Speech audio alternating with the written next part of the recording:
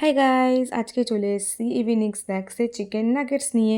তো যার জন্য আমি নিয়েছি চিকেন, এই দেখো কিউব কিউব করে কেটে একটা মিক্সিং গ্রাইন্ডারে দিয়ে দিলাম।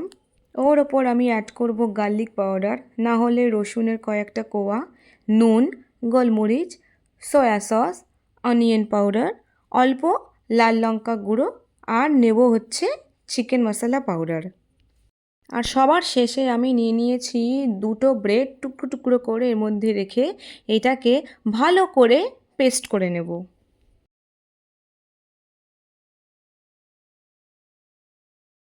এই দেখো গাইস, চিকেন নাগেটসের আমার বেস তৈরি হয়ে গেছে। এইবারে এটাকে ময়দা মাখার মতো হাতে একটুখানি তেল নিয়ে এভাবে আমি মাখিয়ে নেব।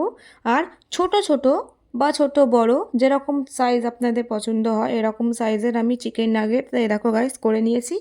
এইবারে ব্রেড ক্রাম্বস আর একটা ডিম ফাটিয়ে নিয়ে এলাম। এবারে কোটিং করব।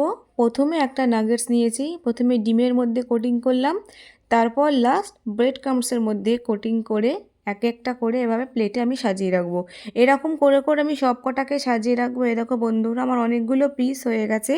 এবারে এর মধ্যে আমি একটুখানি অয়েল ব্রাশ করে নেবো। এইভাবে আপনারা চাইলে মাখন বা ঘিও অ্যাপ্লাই করতে পারেন। আমার কাছে এই মুহূর্তে ছিল না বলেই আমি অয়েল দিয়ে ব্রাশ করে নিয়েছি। আর এটাকে আমি পুরো আজকে এয়ার ফ্রায়ারে করবো, কেননা যেইটুকু তেল আমি ব্রাশ করেছি আমি চাই সেইটুকু তেল যাতে সোক করে নিচে নেমে যাক।